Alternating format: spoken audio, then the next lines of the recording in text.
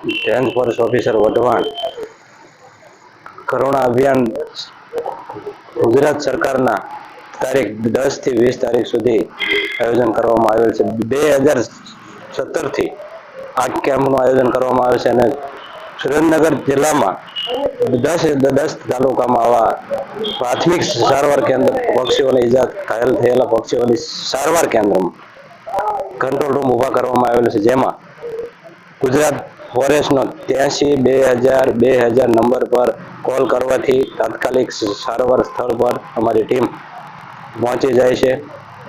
ગયા વર્ષે 150 થી 200 પક્ષીઓને પાંખ કપાઈ જેટલી ઈજા થયેલી, તેને તાત્કાલિક પ્રાથમિક સારવાર કેન્દ્ર સુરેન્દ્રનગર ખાતે કરવામાં આવેલ.